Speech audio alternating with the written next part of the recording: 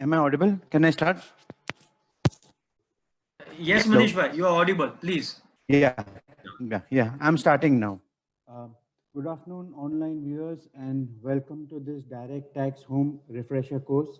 Today is the second lecture in this series of the unique Direct Tax Home Refresher course brought to you by the Bombay Chartered Accountants Society. Our welcome speaker for today, CA Gautam Nayak, a very well-known, respected tax expert and past president of the Bombay Chartered Accountant Society. This online course is put together by the Taxation Committee of the Bombay Chartered Accountants Society, and I thank past president and chairman Amit Patel for this. He will be joining us shortly. I also thank his young and enthusiastic team of conveners, Hardik, Divya, and Vishesh. It's because of their efforts that this has been possible at such a short notice.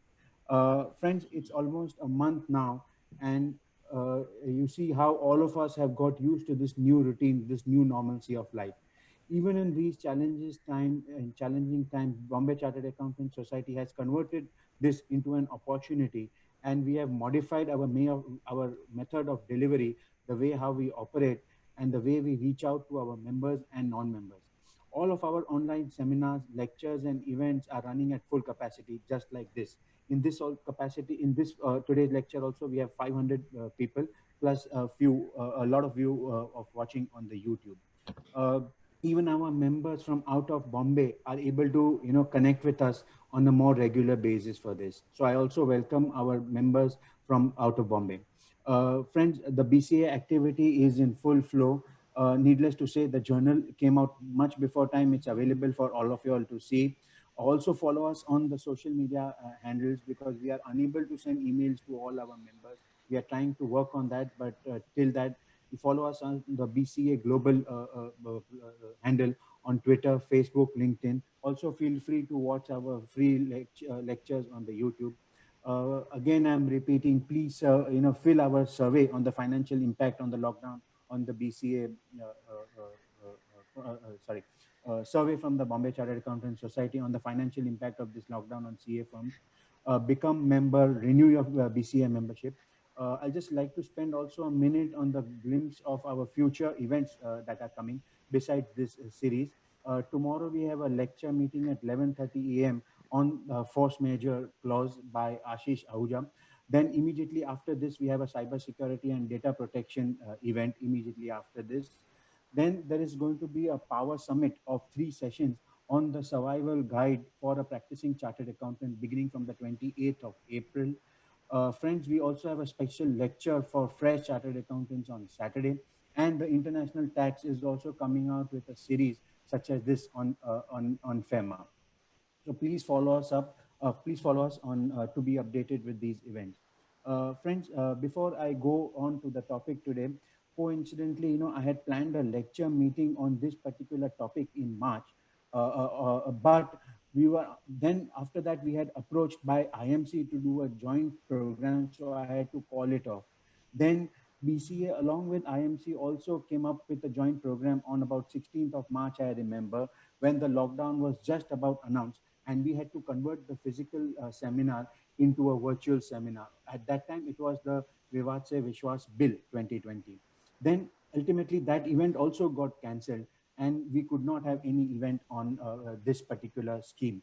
But now today we have this topic on this event. And friends, one common factor amongst all of this was the speaker. Yes, we had Gautam by a common factor on all these events. So today, ultimately, we have Gautam by on this particular topic.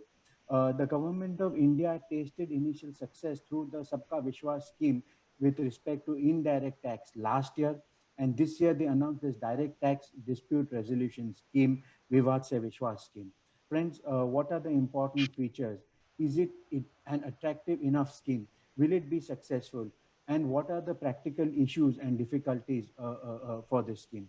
So with these words, I welcome once again Gautam Bhai, our expert for today, and I thank him to have agreed to join us today. And I would request Hardik to introduce Gautam Bhai. Thank you. Uh, Thank you, Manish bhai. Hello, everyone. CA Gautam Nayak is a partner of firm CNK and Associates LLP. He has been the past president of BCAS. He is currently the co-chairman of Direct Tax Committee of IMC Chamber of Commerce since July 2013. He has been regularly giving seminars and talks at various forums. He was also editor and joint editor of BCA Journal. With this short and brief introduction, I would like Gautam Bhai to start with his precision. Thank you, Gautam Bhai. Thank you, Hardik. It's a pleasure to be with all of you this afternoon, and thanks for the very kind words of introduction. Let's understand that this is a scheme which has been launched by the government. They have fairly high expectations from the scheme. This was launched with the idea that whatever is the shortfall which has been announced due to the corporate tax cuts, they will be able to make good by having some settlement under the scheme.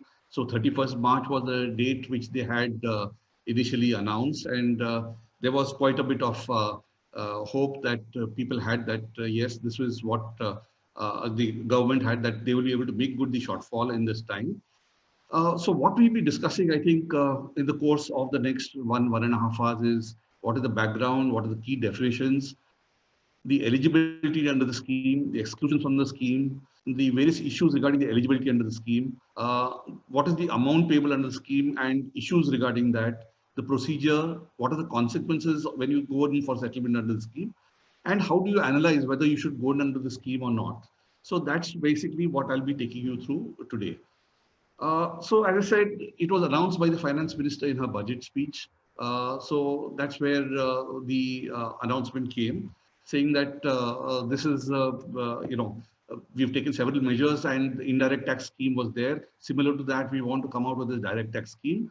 And a taxpayer would be required to pay only amount of disputed taxes, get complete waiver of interest and penalty. And provided he pays, at that point of time, it was 31st March 2020. And we'll look at how that has changed. And the scheme was supposed to be open until 30th June. You could pay a slightly higher amount and settle up to 30th June. Those dates have changed, which is what we'll look at.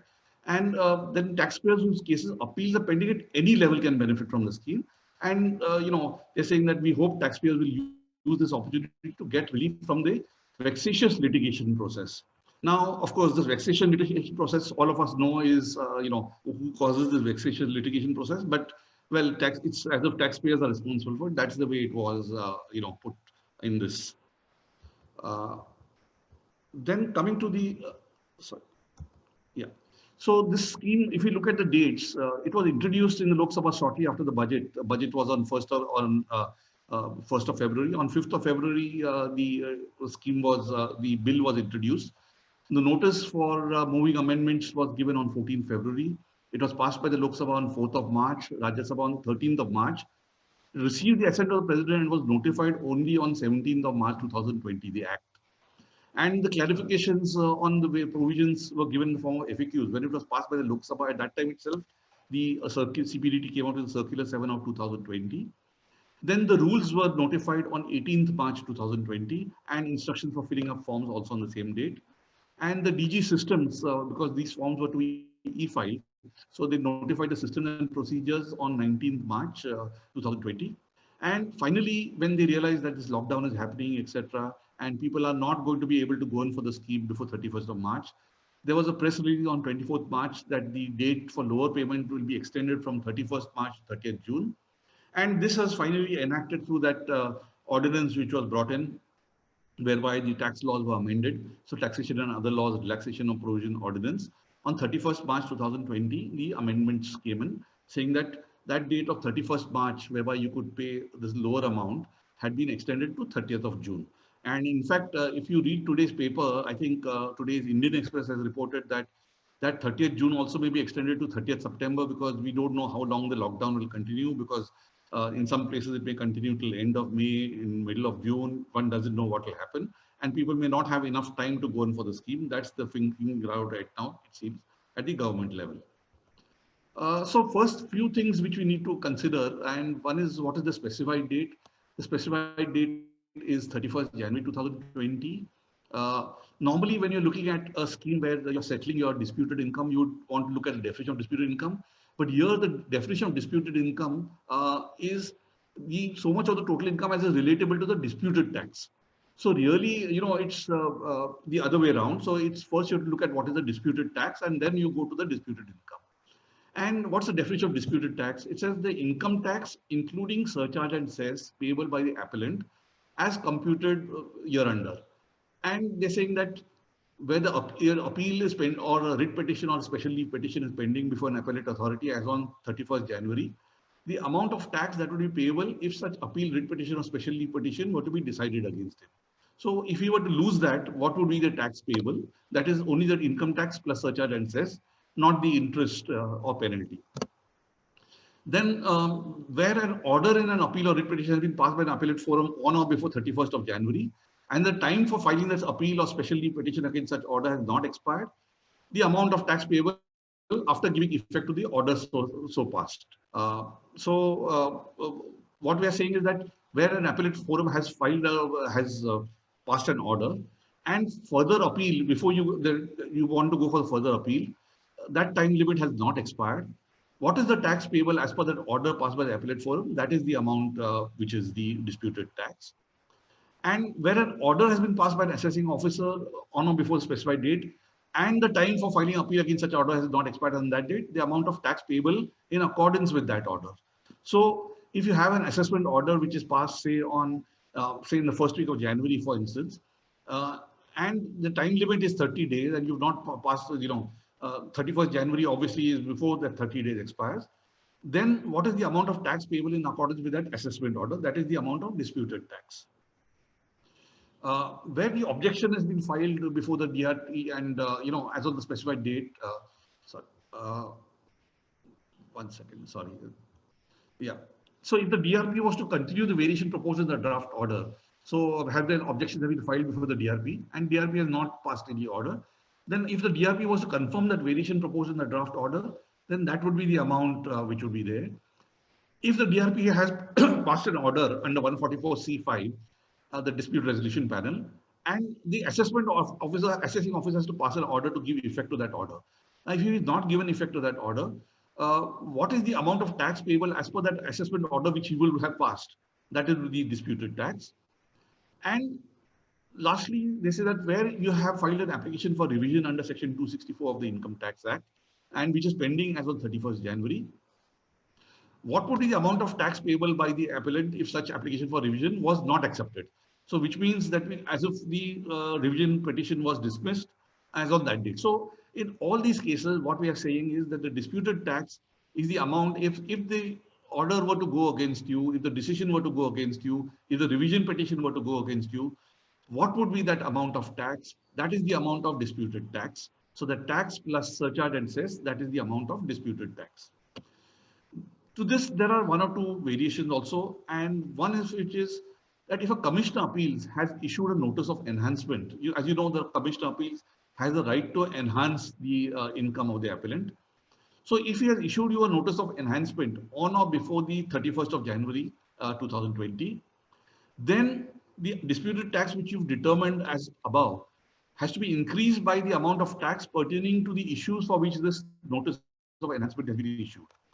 So for instance, if today you've got an appeal fighting issue where the tax amount involved is say 5 lakhs, the Commissioner Appeals has issued you a notice of enhancement saying that I intend to enhance your income by X amount, and the tax on that X amount is another 2 lakhs, then your disputed tax would not be 5 lakhs, it would be 7 lakhs. So that's the way in which you have to look at it. Then the other point is that where the dispute in relation to an assessment year relates to reduction of tax credit under MAT or under alternative minimum tax, or any loss or depreciation computed for that assessment year. Now they've used the word computed thereunder. Now thereunder, obviously under 115JAA or 115JD, you don't have any loss of depreciation computed under that. You only have your tax credit, which is there under that. So what they're referring to really is a loss or depreciation in respect of your for an assessment year. Then you have a choice. Either you include the amount relating to such tax credit or loss or depreciation in the amount of disputed tax, or you carry forward the reduced tax credit or loss or depreciation in such manner as may be prescribed. So what they're saying is there in such cases, you accept that if the order had gone against you, your MAT credit or your AMT credit or your loss or depreciation would be reduced. what is that amount of reduced amount? You do that, or you pay the tax in relation to that amount, that differential amount, which is in dispute. You pay the tax, and then you carry forward that higher depreciation or higher loss or higher MAT credit. So this is the definition of disputed tax. Then the another important definition which you need to understand is what is the meaning of tax arrear. Now, normally you would say that tax arrear means something which is in arrears, something where I have to pay something, something is pending, I have not paid something, that is the meaning of tax arrears. But here what they have said is tax arrear means the aggregate amount of disputed tax, the interest chargeable or charged on such disputed tax, and the penalty leviable or levied on such disputed tax. So that's what they've mentioned over there. So yeah. So therefore, then the second thing is they say that, or it means disputed interest, or disputed penalty, or disputed fee, as determined under the provisions of the Income Tax Act. So what they're saying is you can have 4 types of tax arrear. The first type of tax arrear is where you have a tax along with interest thereon and penalty in respect of such addition. So that's one category. The second category of tax arrear is where you have only disputed interest. So it could be in relation to late filing payment of TDS, etc. It could be that, or it could be any other form of interest. You could have a disputed penalty. The penalty may be a concealment penalty. Your assessment you may have agreed, or that appeal may have been decided, but today only a penalty proceeding remains. So it could be a disputed penalty. Or you could have a disputed fee. You know, you have various additional fees which are payable today under Section 234 E, D, 234E, etc. You have various free fees which are payable. So if you have a disputed fee, that could also be a tax arrear. So you have 4 categories of tax arrear. So if either of these situations is prevalent, irrespective of whether those are paid or not, this is the meaning of tax arrear. Then disputed interest, they've gone on to each of these clauses. Then what is disputed interest? Means disputed interest determined under provision of the Income Tax Act, where such interest is not charged or chargeable on disputed tax, and an appeal has been filed by the appellant in respect of such interest. So similarly, disputed fee means the fee determined in respect of which appeal has been filed. So where you have a appeal where only interest is involved, or an appeal where only fee is involved, that would fall under disputed fee, or disputed interest or disputed fee. It would fall under that. Similarly, disputed penalty means a penalty determined under provision of the Act, where penalty is not leviable or leviable in respect of disputed income or disputed tax, and an appeal has been filed. So this is very important here, and which we'll come to, and when we look at it a little later, that for an item to fall under disputed penalty, the penalty should not be levied or leviable in respect of disputed income or disputed tax. So therefore, where you have a disputed tax and you have a penalty which relates to that, that falls under the first category, as we saw, which is the definition of disputed tax arrear, disputed tax. So, but if there's a penalty where there is no doubt so far as the tax is concerned, the tax is not disputed, then it will fall under disputed penalty. So that's the way it would. And of course, an appeal has to be pending in respect of such penalty. Then what are the appellate forums? As we saw, the finance minister had said that at all levels is what they want to cover. And here they've said that appellate forum means the Supreme Court, High Court, Tribunal, and the Commission of Appeals. So at all these levels, this would fall under. And then the next important definition is the definition of appellant. And an appellant has been defined as a person in whose case an appeal, writ petition, or SLP has been filed either by him or by the tax authority. So it's not only that where he has filed, but it could have been filed by the tax authority, or both have filed before an appellate forum, and that appeal is pending or petition is pending as on that date. Again, it could be an order has been passed by the AO, or an order has been passed by the Commission of Appeals or a tribunal or the High Court, and the time limit for filing an appeal against such order has not expired. That would also fall in there. And a person has filed his objection before the dispute resolution panel, and the dispute resolution panel has not issued any direction on or before the specified date. So that would also fall under the category of the appellant. Then the other, this is a person in whose case, a person in whose case an order has, and the assess, or direction they filed this application under 144C5 before the DRP. so the DRP has issued directions. The AO has not passed any order on or before the specified date. So that is what will. So a person who has filed an application for revision under section 2, under section 264, and such application is pending on the specified date, a revision application you filed. Now that is also something which will fall under this. So that is the category of appellant. Sorry. Yeah. So therefore, what is the eligibility under the act, under the scheme? So firstly, the person has to fall within the definition of declarant. The declarant, secondly, the declarant can file a declaration only if there is a tax arrear. That is, there should be disputed tax or disputed interest or disputed penalty or disputed fee. It's only under that situation that you can file the application, the declaration. So as I said, it's not necessary that tax is still payable or outstanding on the specified date. So long as you have a disputed tax or a disputed interest or a disputed penalty or a disputed fee as defined therein, you're eligible to file this declaration. And this is supported by the CBDT FAQs, as I said, that circular which they've issued of 4th of March, where FAQ number 5, and they say that appeals in which the appellant has already paid the disputed demand, either partially or fully, are also covered. Similarly, in FAQ number 9, they have clarified that the Vivad Se Vishwas can be availed by the appellant irrespective of whether the tax arrears have been paid either partly or fully or are outstanding.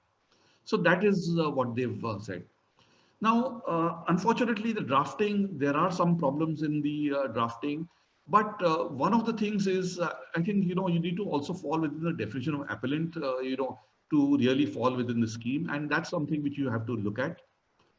And lastly, what happens is that you should not fall under the class of cases which are not covered by the Vishwas Se Vishwas Act under Section 9. Section 9 lists out the cases which are not eligible. So if you don't fall under that and you fall under you have a disputed tax, disputed interest, disputed penalty or disputed fee, then you fall under that. So let's go on to look at each of this. First, let's look at what are the cases which are not eligible. Now, the first question here is that ineligibility arises if the tax arrear of the assessment year, in respect of which assessment is made under 143, 144, or search assessment under 153 or 153, on the basis of a search initiated. So if your assessment is done on the basis of a search which has been carried out under section 132 or 132A, and the amount of disputed tax exceeds 5 crore, then you're not eligible to make a declaration. So therefore, if your tax arrear, that it could be that tax arrear may be your tax, disputed tax, it may be disputed interest, it may be disputed penalty, it may be disputed fee. Either of these, but if it relates to an assessment year where the tax arrear exceeds 5 crore, that is the limit of 5 crore you got to see vis-a-vis each assessment year. As you know, in search cases, what you have is basically you have a reassessment for 6 years plus the year of the search. So 7 years really is pursuant to the search. Now, in that, it may be that some years you may be eligible because the limit may be, the tax addition may be less than, the disputed tax may be less than 5 crores. In some cases, the disputed tax may be more than 5 crores. So therefore, some years may be eligible, some may not be. And this has been clarified by the CBDT in its FAQ number 6. They've said that, yes, for some years you may qualify. For those in which the disputed tax is less than 5 crores, you can qualify, you can make a declaration, you're eligible. But for those years where the disputed tax exceeds 5 crores, you cannot make the declaration. Now, importantly, as I said, the meaning of the disputed tax does not include interest or penalty. So when they say that the disputed tax should not exceed 5 crore, so only the tax, surcharge and cess is what you have to consider, not the total demand. So you have to consider only the disputed tax, which is what is the tax element of the disputed demand. So really what you'll have to do is bifurcate your demand into tax and interest components. So look at it between the differential between what was as per your income tax return and what has been the as per the assessment order. What is that differential amount? So that's how you'll have to look at it. Or if it is an appeal to the tribunal, then you'll have to look at the commissioner, the order giving effect to the commissioner appeals order, and the ultimately as what the tribunal is, what would be the differential. It's only the tax, surcharge and cess which you have to consider. Then next point is when you're not eligible is if prosecution has been instituted for that particular assessment year on or before the date of filing of declaration. Now, if it is a tax arrear of an assessment year in respect of which prosecution has been instituted. Now, this is a very broad term which is used. So it does not say that in respect of that tax arrear that prosecution should have been initiated, instituted, etc. Now, therefore, there could be a situation, for instance, a practical case which we came across and we had occasion to consult a senior counsel on this was that there was an addition made, a substantial addition was made. There was a large tax demand.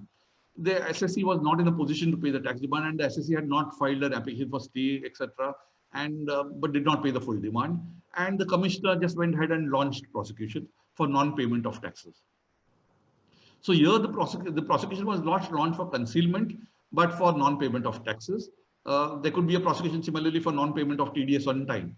Now, in all these cases, if a prosecution is launched vis-a-vis a particular assessment year, then you cannot file a declaration for that particular assessment year. The tax arrear of that assessment year is not eligible at all. So that is the this. So unless and until the CBDT comes out with a clarification saying that no, it has to be only in respect of the tax arrear, the disputed income to which the tax arrear relates, I think you cannot today go under the scheme at all. The important point is when it says that prosecution has been instituted on or before the date of filing of declaration. What is the date of institution of prosecution? And is it, see, you know, what is the procedure for prosecution? You have a situation where the show cause notice is issued by the commissioner. Then there is a commissioner will give you a hearing. There is a sanction by the commissioner. Then the assessing officer will file a complaint before the court. And then the court will issue a summons to the SSC. So what is that date? And according to me, the date would be not the date of sanction by the commissioner, nor the date of issue of show cause notice by the commissioner. It would be the date of filing of complaint by the assessing officer, which would be the relevant date.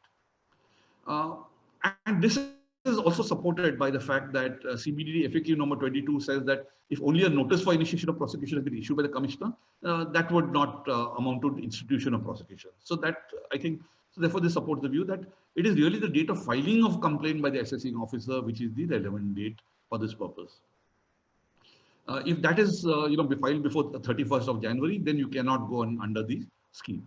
If it is after 31st of January, then yes, you can go under the scheme. Then the next 2 points relate to foreign assets and foreign income, and they say that if the tax arrear relates to any undisclosed income from a source located outside India, or an undisclosed asset located outside India, or the tax arrear is of assessment or reassessment made on the basis of information received under the double taxation avoidance agreement, if it relates to any tax arrear. So therefore, if it is relation to a foreign asset, a foreign income, or information received under the double taxation avoidance agreement, you cannot go in. Of course, the Black Money Act in any case, is not covered by the scheme. It's only the Income Tax Act to which this scheme applies. But that is something which you need to keep in mind that, so foreign assets, foreign incomes, today you can't go in under the scheme at all. Then the next, this is that any person in respect of whom an order of detention be under COSA, then there are others that if it is under unlawful prevention, prosecution has been launched under Unlawful Prevention, Activity Prevention Act or Narcotic Drugs Act, Prevention of Corruption Act, Prevention of Money Laundering Act, Prohibition of Benami Property Transaction Act. And if that prosecution has been instituted on or before the filing of the declaration, or such person has been convicted of any offense punishable under those acts, then that person cannot go in under. Now here this is in relation to any person. So therefore it is not vis-a-vis assessment here. So all these, so far as the violations are concerned, this is relates to any. Then they've said that if prosecution has been initiated by an income tax authority for any offense punishable under provisions of the Indian Penal Code, or for the purpose of enforcement of any civil liability under any law for the time being in force, on or before the filing of declaration, such person has been convicted of such offence consequent to that prosecution, then that person will not be eligible to go in under this scheme. And lastly, of course, they refer to the special court trial of offences relating to transaction securities. This 1992, this was relating to the Harshad Mehta scam. So if that person had been notified under that, that act, then he would not be eligible to go in under this scheme.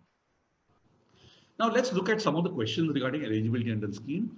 And the first issue which arises is that if you file an appeal which has got, say, 5 issues, Can you settle only some of those issues under the scheme while the appeal continues for the others? And I think the way the scheme operates, it is, vis-a-vis a particular appeal. So you can't settle issue wise. The question is it assessment year wise? Is it appeal wise? Is it issue wise? And I think this, if you look at it, it is appeal wise. That's the way it seems to be. That so therefore, in fact, the CBDT, this FAQ has clarified that there is no provision to settle part of a pending dispute in relation to the appeal or a writ petition or a SLP for an assessment year. For one pending appeal, all the issues are required to be settled, and if any of these issues make the declaration invalid, then no declaration can be filed. Similarly, FAQ number 14, they've said picking and choosing issues for settlement of an appeal is not allowed. With respect to one order, appellant has to choose to settle all issues, and only then he will be eligible to file the declaration. So therefore, you have to decide, do you want to settle or do you not want to settle that appeal? You can't say that I will settle 3 of these issues and I will not settle 2 of the issues. You can't do that. You have to settle the entire. Now, of course, the tax amount could vary. Disputed tax, the amount payable under the scheme may vary depending upon certain other factors, which we'll look at a little later when we come to the payment amount. The question then is that, do you have to necessarily settle all appeals for an assessment year? So both, for instance, SSC's appeal as well as department's appeal? No, you don't have to do it. As I said, it has to be appeal wise. So therefore, you may choose to settle only your appeal. You may choose to let the department's appeal continue. Or you may choose to settle only the department's appeal. You may choose to continue with your appeal. So you have a choice. And the CBDT FAQ number 40 also says that yes, you can choose which appeal you want to settle in a particular assessment year. And but in the declaration form has to be assessment year wise. So therefore, the declaration form, you got to indicate that you're settling only your appeal and not the department's appeal or vice versa. So that is something which you got to clearly indicate in the declaration form. Then the question is that for the same assessment year, you may have an assessment order, you may have a reassessment order, you may have a penalty order, against all of which appeals have been filed, and those appeals are pending as on 31st January 2020 at various levels. Now the question here is, can you choose to settle, say that I will settle only when we say this, the appeal wise? Can I say that I will settle only the assessment appeal, or I will settle only the penalty appeal, but I will continue the assessment and the reassessment appeals, etc. And there, I think the CBDT looks at it this way, that because again of the definition of tax arrears. Now, where you have an assessment, you have a disputed tax. What is this definition of disputed tax? It is the tax plus the interest plus the penalty.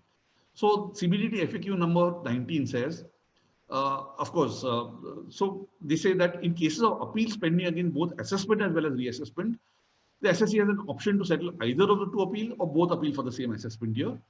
And if he decides to settle both appeals, then he has to file only one declaration form. But so far as the assessment order and the penalty order are concerned, if it is in relation to the same assessment, you have to settle it in one, because the definition of disputed tax, on payment of the disputed tax, both will get settled. That's the way the scheme operates. So therefore, you can't choose to say that no, penalty and assessment, both appeals are pending, and I will settle only one of them. That you don't have a choice.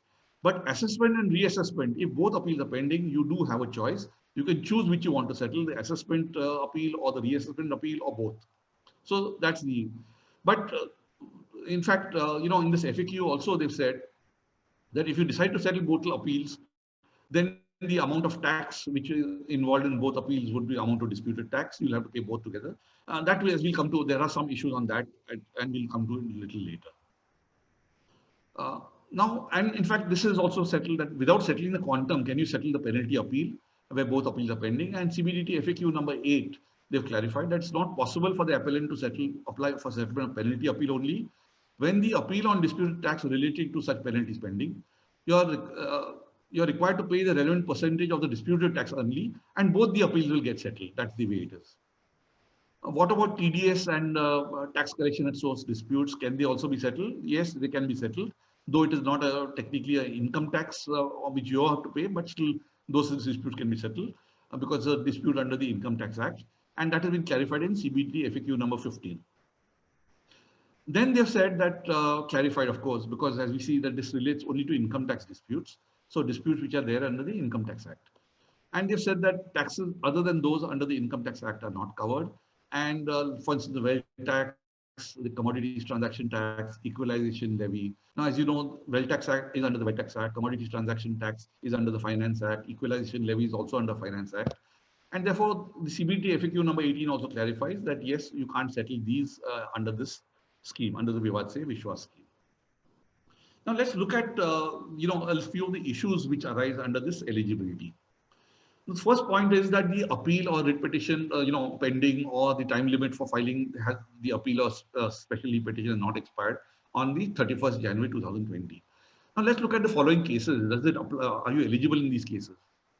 Now, your time limit for filing has expired it expires after the specified date. See, for instance, you received the assessment order on, say, 15th of January 2020. Your time limit for filing the appeal was, say, 14th or 15th of February 2020. Now, you may have filed the appeal after 31st January, or you may even not have filed the appeal after 31st of January. Now, so are you eligible? And the CBDT FAQ number 23 says that yes, you are eligible because the time limit for filing had not expired as on the specified date. So you are eligible irrespective of whether you filed your, I mean, they've not said that irrespective of whether you filed your appeal, but they said that even if you file your appeal later, you are eligible. And I think clearly what matters is as on the specified date, that is the cutoff date.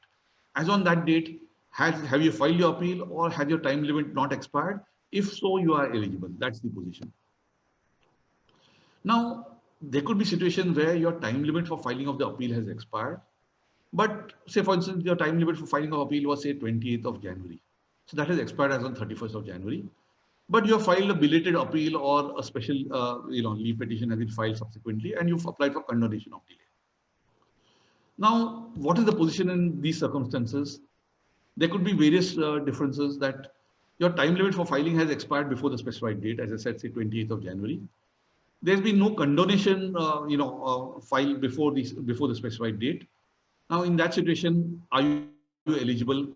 That's the question which will come up. And I think if there is no condonation before the specified date, but there is a condonation which has actually been allowed after the specified date, then in that situation, I think you should be eligible because that condonation relates back to your filing of the appeal. So long as your appeal was pending as on the specified date, so that your appeal had been filed,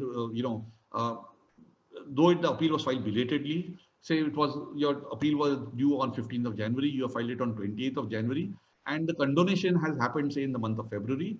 In that situation, I think you should be eligible under the scheme, but this is something which the CBDT needs to clarify because otherwise there could be some disputes which could arise over here. Then, if your time limit has for filing has expired before the specified date, but there's a refusal of condonation before the specified date, and where the time limit for further appeal has not expired. Now, there can you take the stand that the further appeal? So you had a right. So there was an order in that situation. The order was an appealable order because you denied your liability to be taxed, and you had a time limit to file further appeal, which has not expired. So can you go in under the scheme in this situation? And I think that yes, here you will be eligible because for further appeal, the time limit had not expired and therefore you should be eligible. Now, if your time limit for filing had expired, say before of 31st of January, but you have filed a belated appeal after the specified date and there will be no condonation till date, there clearly I think you can say that you will not be eligible because there is no appeal pending as of 31st of January. Now, the last situation could be that your time limit for filing has expired before 31st of January. You have filed a belated return after the specified date, after 31st of January, but condonation has been allowed to you. Now, in that situation, can you say that the time limit for filing has not expired? I think this is the most debatable area where there could be an issue. Possibly, because your time limit for filing had also expired, you had not filed an appeal as on that date. So therefore, there could be no appeal pending as on that date, possibly. But I think, if one looks at the intention behind the scheme, the CBDT should clarify in this that yes, you should be eligible even in such situations. But I think in all situations now, therefore, one needs to maybe go to, if your appeal is pending and it's a belated appeal, Ideally, one should go to the Commissioner of Appeals, of course, after the lockdown ends, maybe, and ask for the condonation application to be decided quickly so that you can decide whether to go under the scheme or not. So that's so far as the belated appeals is concerned.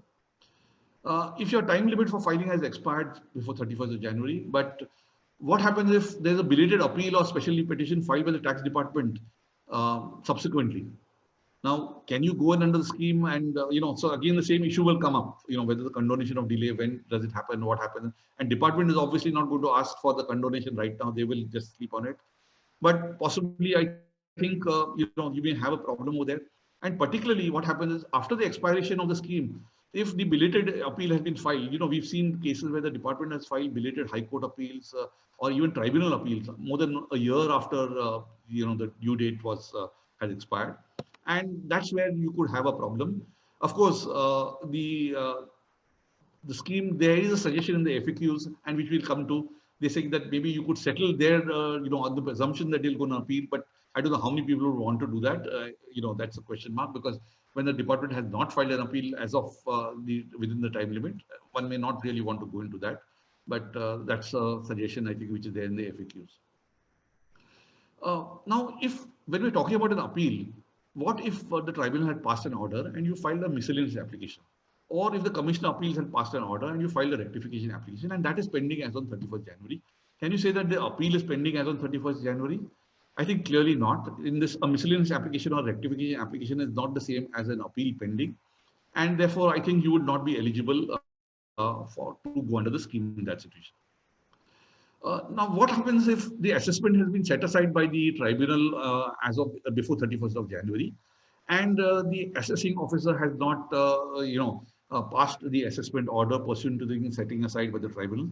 The setting aside could be on limited grounds, or it could be saying that a de novo assessment is directed. And the CBDT has clarified in its FAQ number 7, saying that whether the assessment has been set aside by the ITAT with specific directions regarding what is the quantum, etc., there you can go in under the scheme. But where a de novo, a completely new assessment is ordered to be conducted by the assessing officer because of, say, the principles of natural justice were not followed or whatever. So there, the quantum cannot be determined, and therefore, because the amount of disputed tax cannot be determined, you can't go in under the scheme. So that's what the CBDT has clarified under the FAQs. Now, what if there could be a situation where you had filed an appeal, that appeal was pending as on 31st of January 2020. And practically, there are situations where the hearing, say for instance, the tribunal heard the matter on 21st of January 2020, but the order was passed by the tribunal on, pronounced in open court on 5th of February 2020. In that situation, can you go in, and the order has gone against you? Now, can you go in under the scheme? I think clearly you should be eligible, because as on 31st of January 2020, which is the cutoff date, your appeal was pending. What has happened subsequently is irrelevant. What is here so far as it is concerned, you are eligible under the scheme. So you can go under the scheme, and if it was, say, the tax department's appeal and the tax department has succeeded, you end up paying a lower amount of tax. In any case, you can save on the interest. So that's something which you can look at whether you can go under the scheme. But I think this is one area where possibly somebody, it is advantageous to go in under the scheme. What about if you have filed an appeal before the High Court before 31st of January, but the admission is pending by the High Court? As you know, the High Court today in Bombay takes almost 2 years to 2.5 years to admit an appeal for, and after the appeal is admitted, then it is set for hearing, and which is after maybe another 8 years or 7 years, 8 years, whatever time it takes. The CBDT in its FAQ number 24 says that if you have filed the appeal before the High Court and only admission is pending by the High Court, still you are eligible to go under the scheme. What if in the advance, you filed an application before the advance ruling authority and that is pending as on 31st of January? Now, this is not covered, and the CBDT in FAQ number 3 has clarified that, because this is not one of those cases where you're regarded as an appellant. But if the AR has passed a ruling and you filed a writ to the High Court against the ruling, then yes, the CBDT FAQ says that yes, because then the matter is before the High Court. It's a appeal before the High Court which is pending, or a writ petition before the High Court which is pending. But provided the AR has determined the total income. In fact, in the FAQs, they've given an example. They said that if the issue before the AR is whether there is a permanent establishment and there is a tax liability, and attributable to such permanent establishment, and the AR merely says that yes, there is a permanent establishment and there is a tax liability. The AR in such a situation has not determined what is the income attributable to that permanent establishment. In such a situation, you cannot determine what is the disputed tax, and therefore they've said that in such a situation you cannot go. But if the AR ruling was in respect of a specific point where you can determine the disputed tax, then yes, you can go in under the scheme. Similarly, if an application is pending before settlement commission, you are not eligible. But if you file a writ petition against the order of the settlement commission, you will be eligible on the similar grounds. I think that's the. So also against, then the question comes up that in a reassessment case, what happens is you've been issued a notice of reassessment, and the grounds, the reasons which are for reassessment are completely wrong, and therefore you've gone in for a writ petition challenging the reassessment itself. There, the question is, can you go in under the scheme because there is a writ petition? And now there, the CBDT in its FAQ number 12 has said that you are not eligible as no tax has been determined under this. Now there again, I think if in the question is, of course, the notice of reassessment will state what is the basis of reopening of reassessment. But once there is a reassessment, the entire assessment is open before the assessing officer, and that is the logic why the CBDT says that your disputed tax has not been determined in that, and therefore you cannot go in under a situation like this where you've gone in for the reassessment order has not been passed. Similarly, if only a reassessment issue has been notice has been issued, but reassessment order has not been passed as of 31st of January, then again you are not eligible to go under the scheme, because as of 31st of January, there was no order against which an appeal had been filed, or there was no disputed tax also in that situation. Similarly, for penalty notice, if you've been only issued a notice, show cause notice for penalty, but no penalty order has been passed, then you cannot be said to have disputed penalty, because as on 31st January, there is no appeal pending, or there was no order against which the time limit for filing of appeal had not expired. So therefore, that is the position. What about appeals against a protective assessment order? What is a protective assessment order? In a protective assessment order, there could be two types. One is that the assessing officer says you offered the income to tax in this year, but according to me, it is the income of that other year. And so therefore, he does a protective assessment in the year in which you offered the income to tax. But he also does another assessment, a substantive assessment in the year in which he feels that that is the income, or there may be a reassessment in that year. So that's the this. Now, a protective assessment order is something to protect the interests of the revenue. It is not an order in which can be enforced once the recovery of tax can be enforced, etc. That's the view which courts have taken. So the question really is this, that so against this type of assessment order, the CBDT in its FAQ number 35 has said that if the substantive addition has been settled under the Vivad Se Vishwas scheme, then the assessing officer has to pass a rectification order deleting the protective addition. But there could be also a situation where the protective assessment order is passed, that you have offered certain income to tax as your income. Say, for instance, the subsidiary has passed today, say, for instance, a Singapore company has offered its income to tax as its income, or it has claimed exemption under the tax treaty. But assessing officer says, no, you are not the real owner of the income. The real owner of the income is, say, a British Virgin Islands company or a Cayman company, etc. So that is a protective assessment, but he does a protective assessment order on the Singapore company saying that I'm not giving you the benefit of the tax treaty, but I'm doing a protective assessment to protect the interest of the revenue. Whatever is the tax payable by the holding company, that's what I'm, doing a protective assessment on. And then he will obviously also go after that other entity, which is the holding company, Now there again, if it's only the substantive addition which can be settled under the Vivad Se Vishwas scheme. If that is settled, then the protective assessment order automatically gets settled. But you cannot go in for a settlement of a protective assessment order at all. So that is something which is a problem area in a sense. So if you have an order where you filed an appeal is pending as on 31st January, but if it is in relation to a protective assessment order, you cannot go in for the Vivad Se Vishwas scheme there. But if there is another order, where another appeal where against substantive assessment, where appeal is pending, there you can then go in, and then this protective addition will also get rectified. Then this, when we are talking about an order passed by an assessing officer and the time limit for filing appeal not expired, what about intimation under section 143(1)? You received, say, on 15th of January 2020, you received an intimation under from CPC. Now, the time limit for filing an appeal, now, as you know, under 143(1), various types of adjustments are being made by the CPC. And you might want to file an appeal against that, and you have been considering whether to file a rectification or whether you should go in for an appeal against that. So on 31st January 2020, the time limit for filing an appeal against that intimation has not expired. So the question is it an order?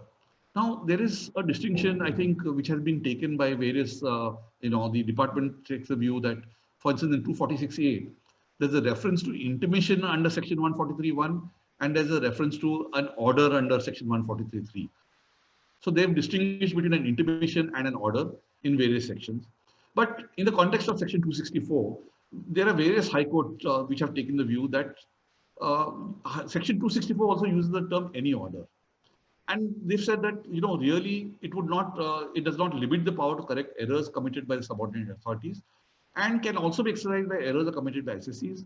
It will cover situations where SSC, because when error is not put forth a legitimate claim at the time of filing the return, and error is subsequently discovered and raised for the first time in an application under section 264.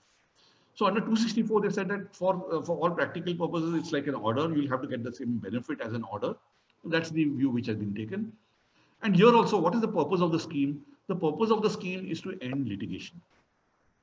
If today you were filing an appeal against an order under 143(1), obviously, I think the intention of the scheme is to reduce that litigation.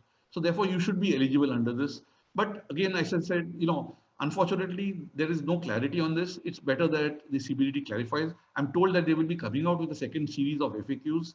So this is one area where I think FAQ is clearly required so that people can go in for the settlement of that as well if they want to. Then objections filed before the DRP and where no direction issued or directions are issued but no consequential order passed by the assessing officer. And there could be another issue where, see, what happens is the draft assessment orders typically would have been passed on 31st December 2019. And you could have gone to the DRP, the dispute resolution panel, before 30th of January 2020. Or you could have chosen to say that, no, I don't want to go into the go to the tribunal, go to the DRP. I would rather go the normal appellate route. So you may write to the assessing officer saying that, I'm going the normal appellate route. So on 30th of January, you might have written to the assessing officer. Now, final assessment order may have been passed on, say, on 14th February 2020, and you filed the appeal in March 2020 within your 30-day time limit. So as on 31st January 2020, there was no time limit. There was no appeal pending. There was no reference to DRP pending, objection before DRP pending. So are you eligible? Fortunately, I think the CBDT white FAQ number 16 has held that yes, in such a situation also you are eligible, because just because you've chosen to take the appeal route, there was a dispute really at stage when the draft assessment order came in on 31st December itself, and subsequently you've gone in appeal, so therefore you are eligible. That's the view which the CBDT has taken. The other one category is a person who has filed a revision application under 264, which is pending on the specified date. Now, if you file, see, you have a time limit of 1 year from the end of the month in which the assessment order is passed, from which the order is passed to go in for 264. Now, what about you filed a belated application? Say you on 15th of January 2020, you filed an application, but you should have filed that application by 31st of December 2020. And the delay has not been condoned. Again, the same thing so far as the appeal is concerned. So subsequent condonation, I think, is something which one has to try for. And if you indicate possibly that to the commissioner that yes, you are considering going under the Vivad Se Vishwas scheme, possibly he would grant a condonation so as to make you eligible under the scheme. I think that's the way it would. But if you have revision petition, see, revision petition only under 264. But if you have revision proceedings under 263, which are initiated by the commissioner, and those proceedings are pending, that is not covered. Similarly, you could have a revision order which is passed by the commissioner under 263, where he directs an addition to be made by the assessing officer, or he directs the assessing officer to re-adjudicate the matter and pass a fresh assessment order. Even if your time limit for filing the tribunal appeal had not expired as on 31st January, say for instance, this order was received by you on 16th of January. So your time limit was, you had 60 days time to file an appeal to the tribunal. even if that time limit had not expired, you're still not eligible, because it is not a situation where the time limit, this is an order passed by a commissioner. This is not an order passed by an assessing officer. If you look at the previous, this is the order passed by the AO and time limit for appeal not expired. So this is not an order passed by AO. So therefore, it seems to be that this is not covered. I think again, this seems to be an omission, which possibly one hopes that the CBDT will clarify on this. But as of today, it appears that you're not eligible for it. What about if you made an application for waiver of interest under sections 234A, B, C? You made an application. The commissioner, as you know, has been granted powers by the CBDT to grant waiver under certain circumstances. Now, this is not a revision application under 264, nor is it an appeal. And the CBDT FAQ number 13 clearly says that this is not, they have also clarified that this is not an appeal or a revision petition, and therefore you are not eligible for the benefit of the scheme. Now let's look at what is the amount payable under the scheme and quickly. So if the, you're looking at the first category, which is the tax, interest and penalty, then by 30th June, if you pay, it is 100% of the disputed tax. If you pay after 30th June, it is 110% of the disputed tax. As I said, of course, subject to that 30th June becoming 30th September, we don't know whether that will happen or not, but that's the question. If the aggregate of tax, interest or penalty is determined in assessment on basis of search, then instead of 100%, you pay 125%. But that 25% which you're paying, it should not exceed the interest and penalty which is levied or leviable. If it is after 30th of June, it is 135%. And if it relates to a disputed interest or a disputed penalty or a disputed fee, where there is no disputed tax involved, then you only have to pay 25% of the disputed interest, 25% of the disputed penalty, or 25% of the disputed fee. And after 30th June, it's 35% of these amounts. But interestingly, they say that if the appeal or the writ petition or the special leave petition which is pending is filed by the tax authorities, then the amount payable is half of that amount which is given in the table. So instead of 100%, it will be 50%, or instead of 110%, it will be 55%. Then, secondly, they say that if it is an assessing appeal to the Commissioner of Appeals, or he has filed objection before the DRP, and the issues covered in his favor by an unreversed tribunal or a High Court decision in his own case, amount payable is 50% of the amount, as we saw, 50% instead of 100%, or 55 instead of 110, etc. So if you have got an issue in favor covered by an unreversed tribunal or a High Court decision. Now, there could be a situation where the assessing appeal is before the tribunal and issues covered by an unreversed High Court decision in his own case. Then again, the amount payable is 50% of the amount payable as per the table. So it would be 50% or 55% or 62.5% or 67.5%, etc. as the case may be. Now, what if there's a Supreme Court decision in the SSC's favor? The CBDT fortunately has clarified that there is no dispute now with regard to that issue, and he need not settle that issue. So there's CBDT FAQ number 37, which says that, that is the. So what if there's a favorable tribunal appeal in your own case and a tribunal appeal is being settled?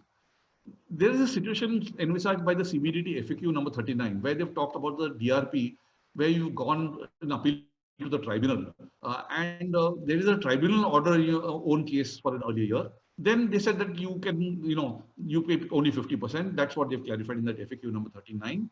So though it is not there expressly in the Act or the rules, this seems to be the position. And then if a Commissioner of Appeals has issued an enhancement notice, as we saw earlier, that the disputed tax would include the tax on the proposed enhanced income. That also has been clarified, of course, by the CBDT. Then Rule 11 says, where the dispute includes issues covered in favor of the declarant, the disputes tax in respect of such issues shall be the amount which bears to the tax. So, which and says payable on all the issues in dispute, the same proportion as disputed income in relation to issues covered in favor of declarant bears to the disputed income. So what you do is take it proportionately. So all the issues, what is the disputed tax? Out of that, those which are in favor, where you have decisions in your favor, High Court or tribunal decision in your favor, what is that proportionate amount? Proportionate income, proportionate tax. Take that proportion, and 50% of in respect to those issues you take, and for the others you take 100%. There's a FAQ number 10 also of the CBDT, which says that if the disputed fee pertains to a year in which there is disputed tax, the settlement of disputed tax will not settle the disputed fee. If you want to settle disputed fee, you have to settle separately. As we saw, tax, interest, and penalty, if there is a disputed tax, all three go together. Otherwise, disputed penalty goes separately, disputed interest goes separately, disputed fees go separately. So that's the way the scheme operates. Then there is a provision in relation to reduction in loss or unabsorbed depreciation to be carried forward. There they say that Rule 9 provides that you have a choice. Say, for instance, your loss was reduced from 100 crores, it was reduced to 90 crores. Now you have a choice. You either calculate what is the tax payable on that 10 crores which is there. That is the dispute. What is the disputed tax in relation to the 10 crores? Say it would be, say, 3.4 crores or whatever that amount works out to.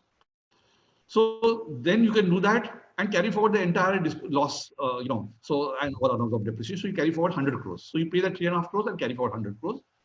Or you carry forward, don't pay any tax under the scheme, and you carry forward only 90 crores. So you carry forward the reduced amount of loss or unabsorbed depreciation.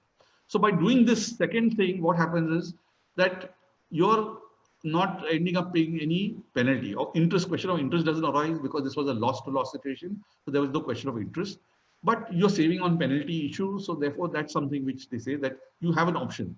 You can do either of these. They're saying if you choose to do the second thing, that you carry forward the reduced amount of loss or depreciation, then in the subsequent years, when that loss, this unabsorbed loss, when you're setting it off, obviously that is getting reduced. So in that year, you will be liable to pay interest, etc. You'll be liable to pay whatever taxes and interest, etc. is what they've clarified. Then they say that in this situation, that because the unabsorbed, say for instance, it was related to unabsorbed depreciation, and depreciation was reduced by 10 crores. Normally, what you have a number of decisions, including the Bombay High Court in the case of Hindustan Petroleum, etc., where the courts have taken a view that if a depreciation has been disallowed to you, it can be added to the WDV of the block of assets. So there they're saying that where you're choosing to go under the scheme and reduce the amount of unabsorbed depreciation, then you should not increase the block of assets. So you will not get a further deduction in a subsequent year, is what they're saying, because you're not choosing to pay any tax on this. So in eligible search cases, it's what you have to reduce is 1.25 times the loss or unabsorbed depreciation, just as the tax. And if it relates to issues covered in favor of declarant, 50% of the loss or unabsorbed depreciation in non-search cases. And in eligible search cases, it's 5/8 of which you have got to reduce. So that's the view which, there in the rules. Rule 10 deals with MAT. So if the dispute results in a, relates to a reduction in the MAT to be carried forward, here also you're given an option. Either you include the amount by which MAT credit is to be carried forward, calculate what is the disputed tax on that, pay that disputed tax, or you carry forward the reduced MAT credit. So if you want the enhanced MAT credit, then you pay the tax in relation to the differential MAT credit. So if your MAT credit was, say, 25 crores, which you had claimed, the assessing officer says that, makes an addition by which the MAT credit is being reduced to 20 crores. Then what I'm saying is that you have that option that you carry forward the reduced, the dispute relates to the reduction in MAT credit to be carried forward, and therefore you carry forward the reduced MAT credit. Now, if you choose to go on under option 2, you're liable for the subsequent years when your MAT credit gets reduced, obviously because of the set-off gets reduced because of the fact that you reduced the MAT credit in this year. Then you will have to pay interest and along with surcharge and cess in those subsequent years, tax, surcharge and cess and interest. Search cases again 1.25 times and 50% if it's issues covered in favor of declarant, 50% of MAT credit, and reduction of 5/8 in eligible search cases. Again, this is similar to that of this is Rule 9, which related to depreciation and losses. Now the question here is, what do you mean by disputed tax? And what is the when you come to amount payable under the scheme? Is it the gross tax liability or is it the net additional tax amount? So it's the CBT FAQ number 26 clearly indicates that it's the net additional tax demand. And FAQ number 29, when it talks about credit available for taxes paid post-assessment, they say that if you have paid taxes against the disputed tax before filing the declaration, credit for that shall be given to the declarant. So you have to pay only the differential amount. So for instance, if your differential disputed tax was say 80 lakhs, and out of the 80 lakhs, your demand may have been 1 crore 20 lakhs, which included the interest, but the disputed tax was 80 lakhs. You paid, say, 20% of the 120, so you paid 24 lakhs you paid. Against 80 lakhs, you will get a set off of 24 lakhs. So it's only 56 lakhs, which will be the disputed tax in your case. That's the way this will work. That's the example which they've given, of course, in FAQ number 26. Now, what if you paid that entire assessment demand, that is the tax and interest, the entire thing? Would you get a refund of the interest which you paid? And there's an explanation to section 7 of the Act, which says that where the declarant had paid any amount in respect of his tax arrear before the filing of declaration, which exceed the amount payable under section 3, that is the amount payable under the scheme, he would be entitled to a refund of such excess amount, but not entitled to interest on such excess amount under 244A. So you'll get a refund of that amount, but you won't get any interest on that. And unfortunately, neither the Act nor the rules nor the FAQs mentions what is the time limit within which this refund will be issued. So that's something which I think it's better that the CBDT clarifies, given sometimes the amount of time, which is inordinate time, which is taken for issue of refunds. I think that there needs to be a time limit for that. Now, what if you're settling 2 years disputes? In 1 year, you will be entitled to a refund under the scheme, and in 1 year, you will have to make a payment. Is adjustment possible? The way it seems, no, adjustment does not seem possible. So for 1 year, the CIT will issue you a certificate. As I said, it's for each assessment year, you'll file a declaration. The CIT will give you a certificate saying that for this year, you're entitled to a refund of so much. For the other year, he'll give you a certificate saying you're entitled to pay so much. You will have to pay that amount and wait for your refund to come subsequently. So unless the CBDT gives you a facility to set off one against the other, right now there is no such facility. What if the SSE has filed an appeal to the tribunal and department also has filed an appeal against the Commissioner Appeals order? What is the amount that you have to pay? And there again, it depends upon which appeal you want to settle. If you want to settle only your appeal, you pay 100% of the disputed tax. If you want to settle the department's appeal, you pay 50% of the disputed tax involved in that appeal. And if you want to settle both, you pay 100% of the disputed tax in this case and 50% of disputed tax in the department's appeal case. And I think one of the questions which some member had sent me, and before this, in fact, this came to me a couple of days back, and that is that looking at this scheme where the addition has been made in respect of purchases. So that addition and a GP ratio of 3% has been decided with the Commissioner Appeals. The department, I'm in appeal to the tribunal challenging the 3% addition. Department is an appeal to the tribunal challenging the 8% addition. Now, what happens in this situation? How much do I have to settle? Now, to settle my appeal, whatever the tax involved on 3% income, that is what I will have to pay as by way of tax, as distributed tax. If to the extent of the department has filed the appeal, the amount which would have to be paid, I'll have to pay 50%. So what is the amount? What is the department saying? Department is saying it should go up from 3% to 8%. So on respect of 5% is what the department's appeal is about. And therefore, the department is saying that it should have been 8% and not 3%. So 5%. So the tax on the respect of the 5%, that is the disputed tax in that respect of the department's appeal. So depending on which appeal I want to settle, I'll have to pay, or if I'm settling both, then I'll have to pay on both, what is the amount. What about cross objections? So if SSE has filed an appeal to the tribunal and the department has filed cross objections, do you have to pay 50% in respect of the department's cross objections as well? No, I think a cross objection is not an appeal. The appeal is only what you have filed to the tribunal, because a cross objection cannot survive without the underlying appeal. So if you are settling your appeal, automatically the cross objections will fall, and therefore, so automatically they will get settled. You don't have to pay that 50% over there in that situation. So vice versa also, if the department has filed an appeal to tribunal, then you merely have to settle that appeal, and you don't have to, so far as your cross objections are concerned, those automatically will, not be sustainable then. If both assessment as well as reassessment appeals are being settled, what is the amount that you have to pay? And that, as I said, that CBDT FAQ said that you had an option and you could settle both or you could settle one. The problem here is that the disputed tax in this case, CBDT has clarified, would be the aggregate amount of disputed tax in both appeals. But typically in an assessment and a reassessment, there may be some common issues, particularly if those issues have not been resolved. In a reassessment also, you would take some of the issues which are there in assessment would also have been taken up in reassessment appeal. So you may end up having to pay double tax, and therefore this is something on which the CBDT needs to come out with some clarity that yes, to the extent that the issue is common to both appeals, that will not be regarded as disputed tax, and so you have to pay a lower amount. That's what, because otherwise you might end up paying a double amount. Now, what if you have filed an appeal to the Commissioner of Appeals, on various issues, and on some of the issues you filed a rectification application to the AO, saying that now typically what happens is that the issues which you have taken in rectification are also taken in appeal. Now, can it be said that, therefore, because you're settling your appeals, what is the disputed tax is all the issues which you've taken up in appeal, and that's where you will have to pay. I think there could be issues, of course, rare situations where issues in rectification not taken in appeal. So there also, what is the amount of disputed tax? Of course, there that question may not arise so much because it's only on the differential, this thing. What is the issues which are in appeal where the question comes up? The interesting thing is CBDT FAQ number 25 says that in such cases, the disputed tax will be calculated after giving effect to the rectification order passed, if any.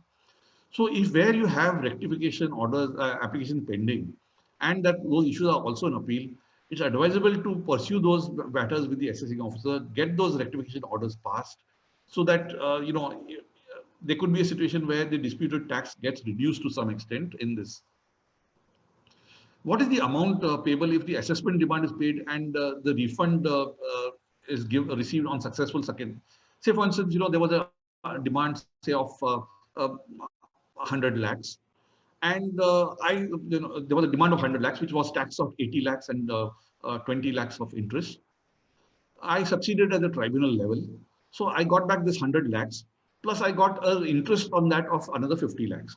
So 150 lakhs is what I got as refund. Interest under 244A was 50 lakhs. Now, department appeal to the High Court or the Supreme Court is pending, and I want to settle that appeal. Now, what is the amount which I have to pay? According to the scheme, I have to pay 50% of the tax amount, which is 50% of 80 lakhs. So it's only 40 lakhs is what I have to pay. Is that the correct position? Or would the interest under 244A in relation to that 40 lakhs also have to be refunded? Or is it the entire interest under 244A which has to be refunded, or on the interest on the entire tax? So that, I think there is no clarity. But logically, it should be only in respect of that 40 lakhs. If at all the 244A is to be refunded, though the scheme does not provide for it. I think on this, again, there is some clarity required from the CBDT that what happens in such situations. Is it whatever is the interest relatable to this 40 lakhs, that is the amount which will be withdrawn. But where is the provision for withdrawal of that?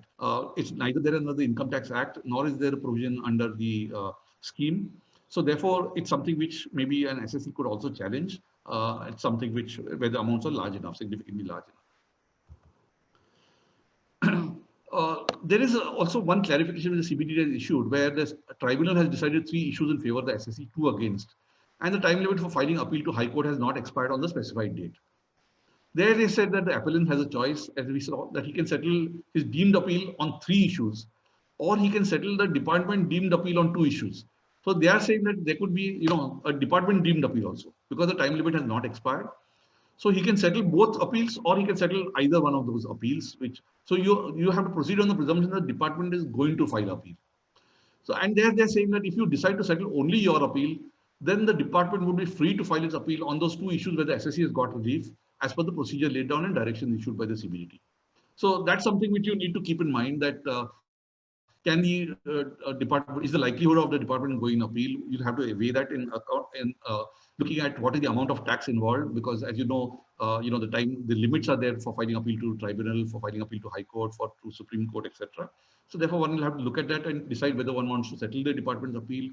What is the likelihood of department going in appeal? Look at that.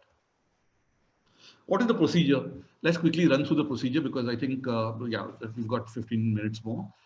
You have to file your declaration before the CIT in Form 1. You have to furnish your undertaking in Form 2, and that is under Section 4.5, where you waive your right to seek or pursue remedy or claim in relation to tax arrears under law or under any investment agreement, etc.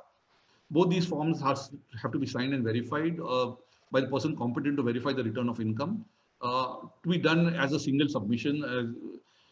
The CIT will issue an acknowledgement on receipt of the declaration. All this has to be done through your online filing account. So you've got to log in into your account and there they've activated this facility. So through your account, you'll have to do this, file the declaration. Within 15 days from date of receipt of declaration, the commissioner will pass an order under 5.1 and determine the payment amount payable and grant a certificate containing the particulars of tax arrear and the amount payable in form number 3. He will issue a form. This order is conclusive as to the matter stated therein. No matter covered by such order shall be reopened in any proceeding under any law and under any agreement. The question is, can any mistake in this order be rectified or revised by the commissioner before payment? Fortunately, CBDT has clarified, because very often there are mistakes in calculation, etc. In its FAQ 46, they've said that CIT can rectify any apparent errors. Now, of course, in FAQ number 47, they're saying that this order cannot be challenged in any court, which is what they're saying, that it cannot be reopened in any proceedings. So that's what they're taking a view.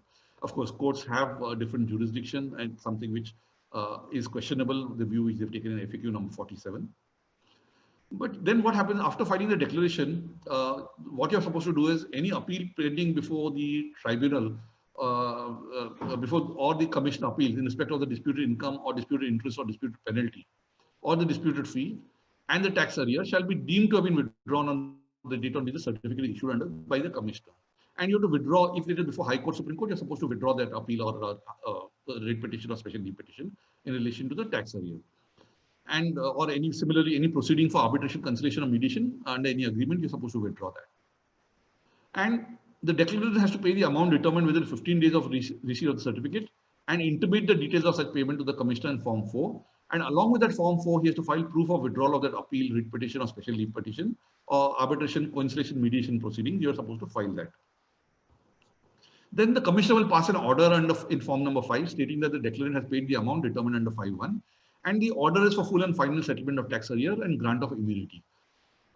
There is a provision which says that the declaration would be presumed never to have been made if any material particular furnished in the declaration is found to be false at any stage, the declarant violates any of the conditions referred to in this act, and the declarant acts in a manner not in accordance with the undertaking given. Now, this could be even after issue of the certificate under Section 5.2. So that's the problem, that even after you pay the taxes. They're saying that in such cases, what happens if your declaration is presumed never to have made, all the proceedings and claims withdrawn under Section 4 and all consequences under the Tax Act against the declarant will be deemed to have been revived. Now, the question is whether it's only the department's appeal which will be revived or SSC's appeal also. I think it seems to be that all the proceedings and claims which are withdrawn under Section 4, consequences is against the declarant, but all proceedings and claims withdrawn would be, would I think get revived. That's the way I think one would have to look at it. What happens in a situation where the declarant does not make the payment within 15 days of receipt of the certificate under 5.1? The CBD FAQ says that the declaration would be null and void because the 15 days they say is sacrosanct. And FAQ number 43 says that in any case, there is no appeal is required to be withdrawn before grant of certificate by commissioner. But that FAQ is not fully correct because it ignores this issue of deemed withdrawal, which is there under Section 4.2. Under Section 4.2, certain appeals to the commissioner appeal and tribunal will be deemed to have been withdrawn the moment the order is passed by the commission with effect of the date the commissioner passes an order under Section 5.1. So therefore, would those be resurrected? That is something which I think again needs some clarity. What are the consequences then of the settlement under the scheme? The consequences are that no appellate forum or arbitrator, etc., shall proceed to decide any issue relating to this tax arrear, in respect of which an order has been made under 5.1 by the commissioner, or the payment of sum determined under that section. So even department appeals, so they shall not be heard by an appellate forum. So Section 4.7 effectively ensures that any appeals in relation to that tax arrear will not be heard thereafter. Section, unless that is deemed to have been withdrawn. Then Section 5.3 says that no matter covered by such order shall be reopened. So under any order proceeding under the Income Tax Act or under any other lawful timing in force or under any agreement. So therefore, there will be no reassessment in respect of any matters covered under such order. So even if tomorrow, so there could not be a rectification or a reassessment, etc. Once that is when you go under the scheme. And Section 6 says that a commissioner shall not institute any proceeding in respect of an offence or impose or levy any penalty or charge any interest under the Income Tax Act in respect of tax careers. Now there they talk about the commissioner. I presume that they should cover the assessing office also, but because it's the assessing officer who launches the prosecution proceedings. He's the one who levies the penalty. He's the one who charges the interest. So really, it's the assessing officer is what they mean. A question which arises is, would immunity be available to directors or partners of a firm? Say, for instance, the TDS offence is settled by payment of the disputed interest. Will immunity be available to the directors or partners? I think that is something which is not clear, because you obviously for TDS offences, prosecution can be launched not only against the company but also against the directors. Similarly, prosecution can be launched against the partners of a partnership firm besides the partnership firm itself. So, that's something where there is no clarity, and the way the section is worded, the way the declaration is worded today, it appears that the immunity is only to the declarant, because it says the immunity is granted subject to provision contained in the Act from instituting any proceeding for prosecution of any offence under the Income Tax Act, or from the imposition of penalty under the enactment in respect of the tax area. But that applies only vis-a-vis that declarant. Then, if an addition has been made on 2 issues, but an appeal is pending only on 1 issue, say you accepted 1 issue and you've gone and appeal only on 1 issue, then your appeal, your disputed tax is in relation to only that 1 matter. That other matter, the CBDT has clarified that interest and penalty waiver will apply only to the disputed issue settled under the scheme. It will not appear for the undisputed issue. In its FAQ 38, they've said that. Then another consequence is that under Section 7 says that the amount paid in pursuance of declaration under Section 4 is not refundable under any circumstance. Now, what if the declaration is held to be invalid because of late payment of the amount, or if it is presumed never to have been due to subsequent violation? Can tax ever be retained without authority of law? And in context of the Kar Vivad Samadhan scheme, there was a similar provision, and the Andhra Pradesh High Court has, taken the view in 241 ITR 287 that the revenue was not entitled to retain the amount of tax which is paid under a non-est invalid declaration. So therefore, it is not with any, it cannot be retained without authority of law. That is the view which the High Court has taken. And therefore, I think that notwithstanding Section 7, I think this is something which could be a problem. But if you file a declaration and you say that, no, now I want to undo it, I don't want to go in for the settlement after the CIT has issued the final certificate under Section 5.2, I think there you cannot go in for a refund, you will not get a refund. And they've said that otherwise, as expressly provided in these sections, it shall not be construed as conferring any benefit, concession, or immunity on the declarant in any proceedings other those in relation to which declaration has been made. Further consequences are that making a declaration does not amount to conceding the tax position. So just because you have gone in under the scheme, it can't be said that therefore you have agreed to that addition and therefore subsequent years also that similar addition can be made. So I think that's something which the CBDT has clarified. Where you settle a TDS appeal, the deductee will get a TDS credit. But they say that that TDS credit will be available on the date of settlement of dispute by the deductor, and the interest as applicable to the deductee shall apply. Now, I don't know how interest applies because TDS credit is given first. You have the assessed tax, after the deduction of TDS, and then you compute the interest. Now, I don't know how this will work, but this is what they've said in the CBDT FAQ number 30. Then, where an assessee settles the TDS appeal, will he get consequential relief of the expenditure allowance? At the 40A1, 40A1A disallowance would have been made. They said that yes, you will get the consequential relief that will be allowed to you in the year in which the tax was required to be deducted. But how will that be allowed if that assessment has got completed and it's settled? Then is it by way of rectification? That's also, again, there's no clarity from the CBDT on that. But at least one can make an application for rectification, and hopefully this will be done. Then if income has been assessed under MAT, dispute relates to book profit settled under the Vivad Se Vishwas scheme, whether the enhanced MAT credit would be available for carry forward, so if you're paying the tax, yes, that enhanced MAT credit would be available. I think that's there. Then if your dispute relates to a transfer pricing issue, addition, which was made, and that is for assessment 17, 18 or onwards, then the secondary adjustment would apply. The CBDT said that, if you settle, your secondary adjustment would still continue to apply. By FAQ number 54, they've clarified that. Now, having looked at this, let's look at how do you decide whether I should go in under the scheme or not. So first, you look at what are the chances that the assessee will succeed in appeal. Secondly, so are these chances good? If his chances are good, then you may want to choose to go ahead with the appeal. If the chances are not so good, you may choose to not go ahead with the appeal. Secondly, you may want to see how long will it take to achieve closure of the dispute. Would you want to, will it going to take another 10 years, 15 years, 20 years? That's something which is. For that long period, what would be the potential ultimate liability if you were to lose the appeal at the Supreme Court level? What would be your interest liability? For 20 years, 15 years, what would be your interest liability? Or would there be no interest liability because you had paid the entire demand, say before, within 30 days, so therefore there would be no interest? Is that the position? So that's what you need to look at. What is your possible top maximum liability? If you're losing the appeal, I mean, then how much would there be? What is the likelihood of penalty? Is it a legal issue? Is it a factual issue? What is this? And is there a risk of prosecution? So therefore, if there is a risk of prosecution, you may wonder whether it's worthwhile, pursuing that appeal. It may be better settling it. What are other pending appeals? Is there an impact of other pending appeals? There may be other pending appeals which could have an impact on this year's appeal.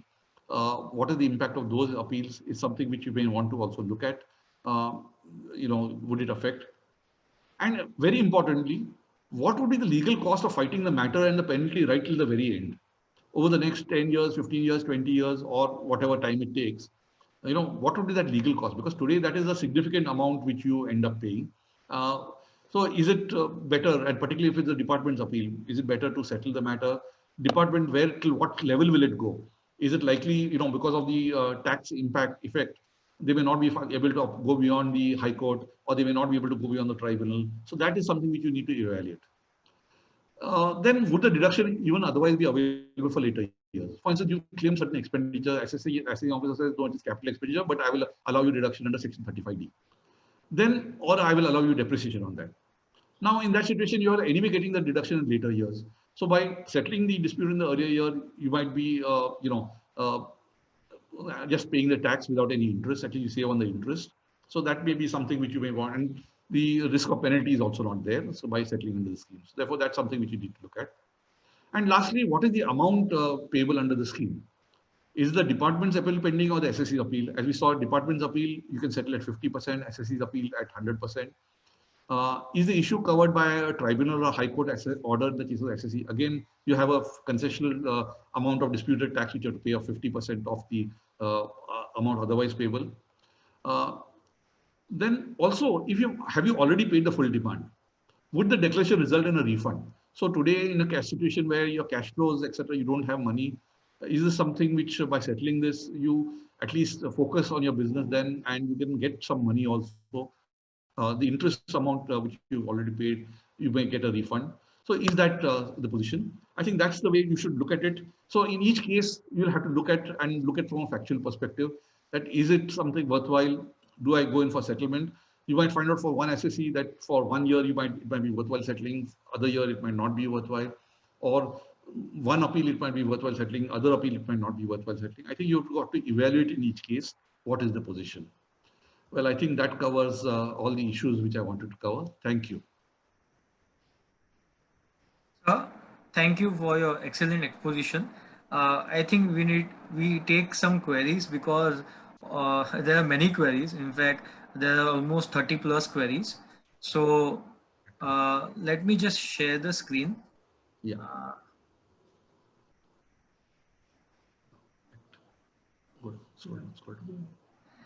Yes, sir. So I start with this query. Are set aside cases also covered?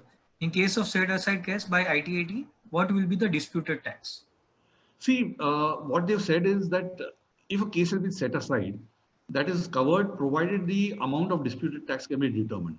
If the case has been set aside for a de novo assessment, that is assessment without where the tax cannot be determined because it's a fresh assessment altogether, then you can't determine the disputed tax. So there you can't go in under the scheme.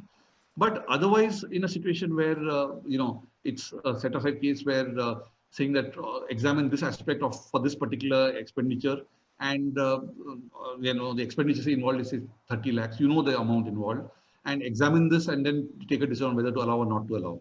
So that case you can go in because you know what is the tax in respect of that, disputed tax in respect of the 30 lakhs.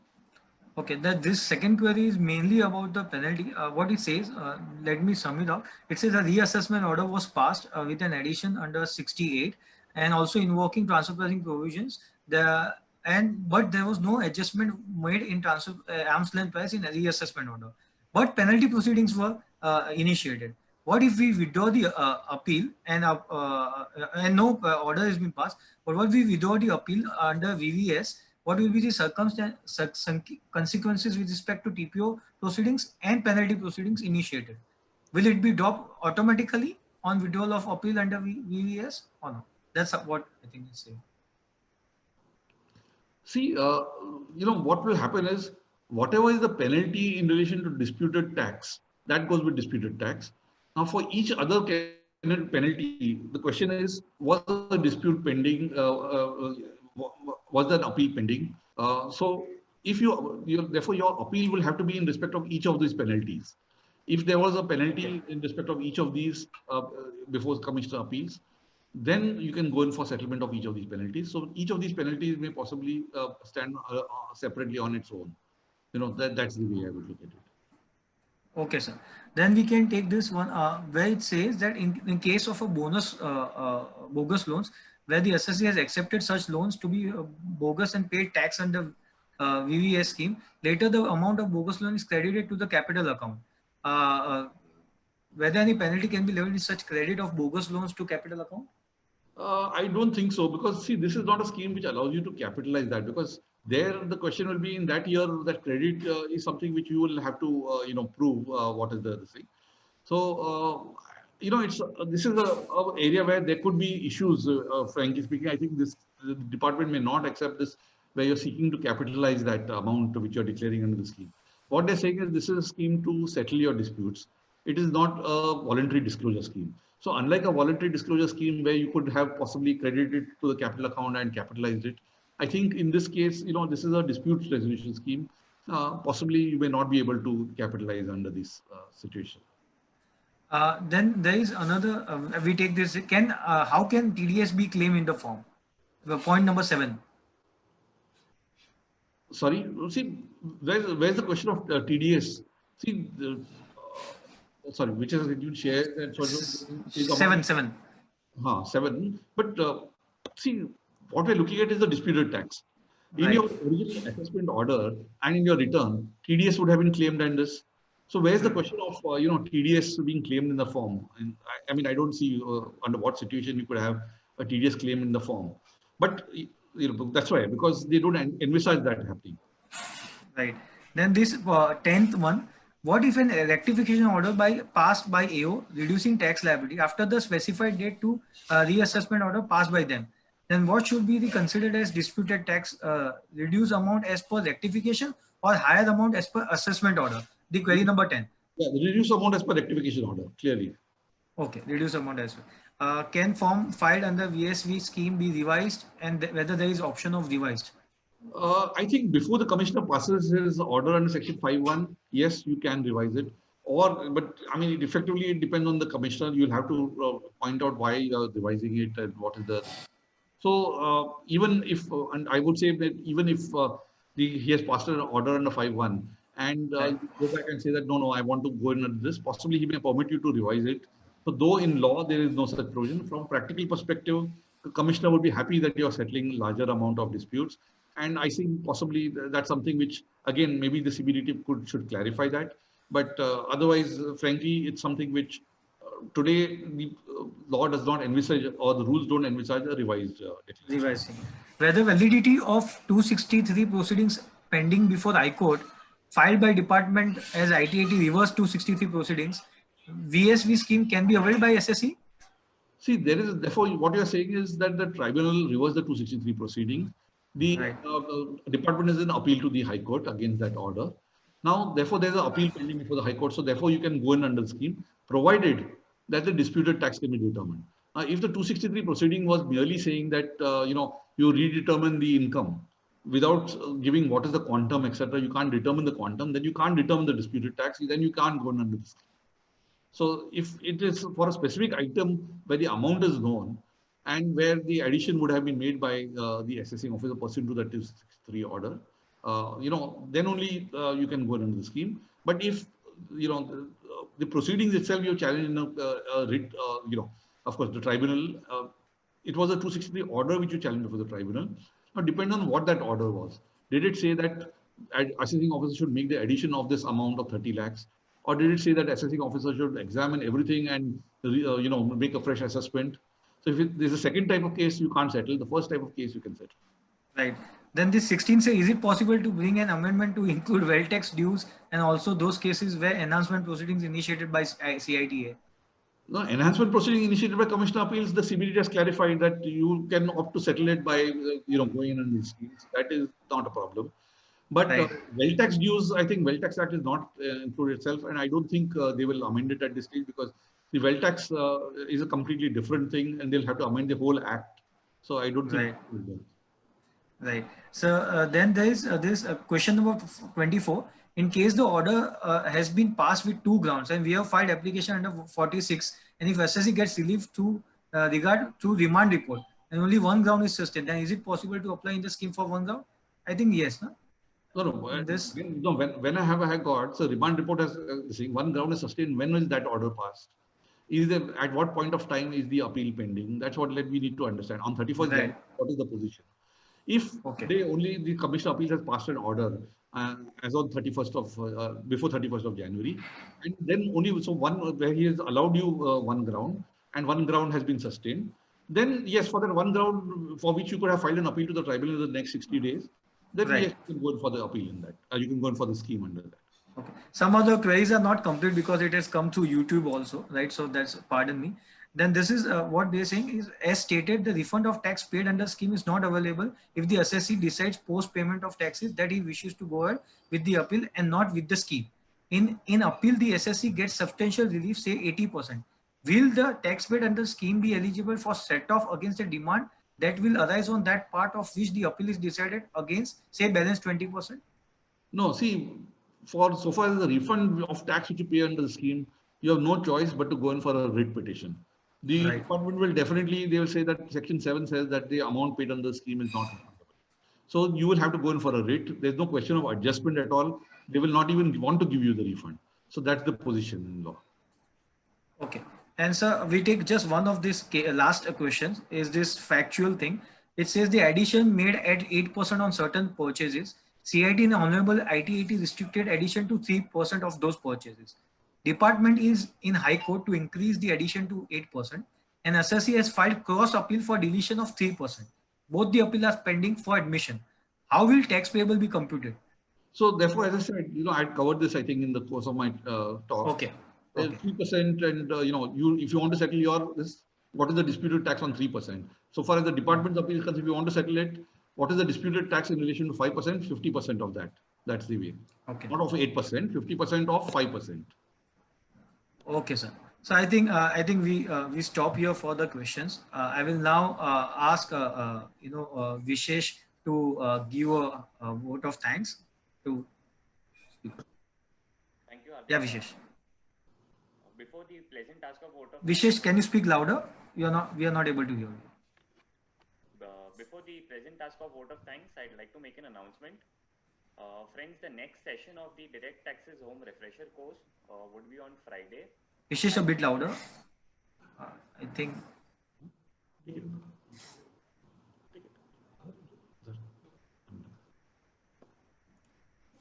Okay, let me just make an announcement that our next session would be tomorrow, which will be taken by Gautam Shah. It will be on charitable trust, and it will be from 3 p.m. to 5 p.m. And most of the participants are requested to attend the same. Vishesh, I made that announcement. You can carry on with your VOT. Can you hear me now? Can you hear me now, Hardik? Just a moment, Vishesh. This is Amit Patel. Just a small correction. The next session is on 24th April, Friday, 24th April, by CA Dr. Gautam Shah on Charitable Trust. Same time, 3 o'clock.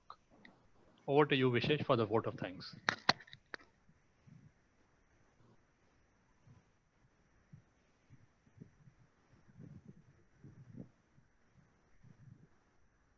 Can you hear me, Hardik? Yes, Vishesh, please continue. Yeah. All the participants attending the workshop on the Zoom as well as on YouTube would agree with me that we had an emphatic session on the VBS scheme. Gautam sir has enlightened us on the technical as well as practical issues which we could face while filing applications under the VBS scheme. Gautam sir, we are very grateful to you for having accepted our invitation, that too at a very short notice. On behalf of the Bombay Chartered Accountants Society, I would like to extend a very hearty vote of thanks. Thank you so much, sir. Thank you. It's been a pleasure.